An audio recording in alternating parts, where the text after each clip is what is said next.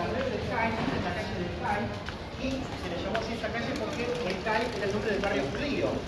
Significa callejón estrecho, catalán antiguo. Ahora lo van a entender por qué. ¿Y por qué le llamaron así a la calle? Porque acá estuvo la muralla que los encerró.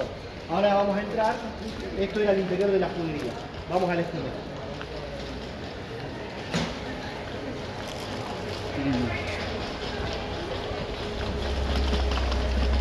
Bueno, está comentando que ya estos pasillos es colonias que se venían de diferentes países, entre ellos del Medio Oriente, y comenta que hay que la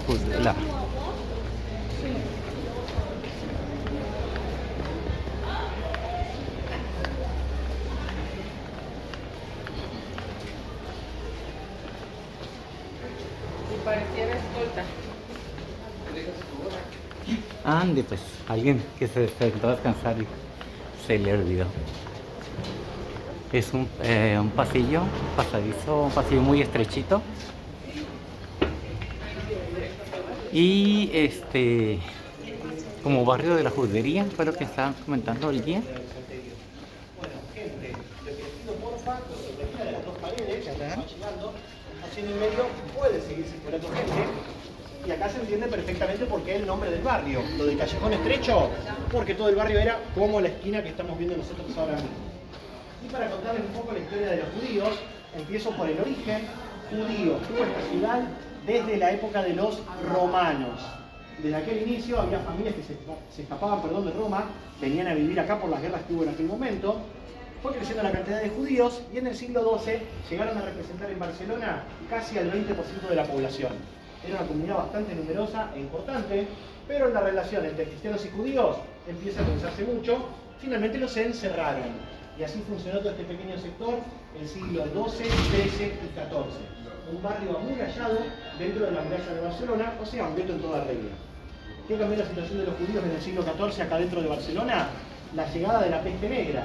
Esa epidemia que arrasó en el continente europeo se cobró en Barcelona la vida en el siglo XIV de casi 50% de la población. O sea, la mitad de la gente terminó muriendo. ¿Motivo por el cual moría tanta gente?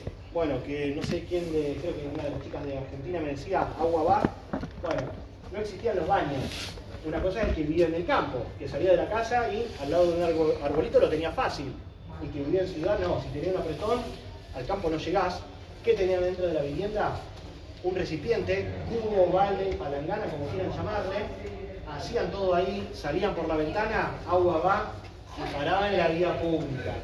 Así que ciudades hacinadas, amuralladas como Barcelona, eran caldo de cultivo de aquel tipo de epidemias. Pero el motivo principal por el cual murió tanta gente, se los conté también en la Plaza del Rey, la falta de higiene. No se bañaban, no se lavaban las manos, no protegían con eso a la gente, ni mucho menos. Lo que hacían era expandir el contagio de esas epidemias. Y por una cuestión cultural y también religiosa, estamos hablando de una época de la historia donde los judíos eran mucho más limpios que los cristianos. Igual que los árabes, cada vez que van a rezar se tienen que lavar las manos, por lo cual la epidemia en Barcelona, ¿qué pasó? Cristianos mueren uno tras otro. Miran acá adentro, los judíos no. Conclusión a la que llegan los cristianos, muy rápida y fácil, nos están envenenando. Sí, acusan a los judíos de ser los causantes de la epidemia, de haber envenenado pozos de agua, empiezan a hacer ataques al barrio, y el ataque definitivo, día 5 de agosto, año 1391. ¿Qué hicieron los cristianos aquel día? Entraron acá a hacer matanzas.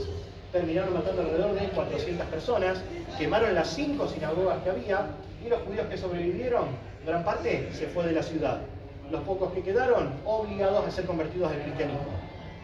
Por eso, a finales del siglo XIV, dejó esto de ser un barrio judío.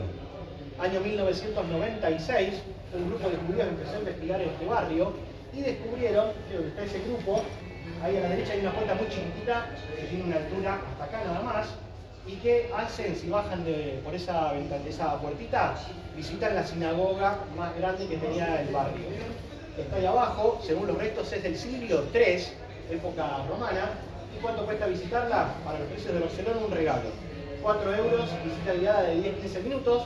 Si les gusta la historia, vale la pena visitar la sinagoga de ahí.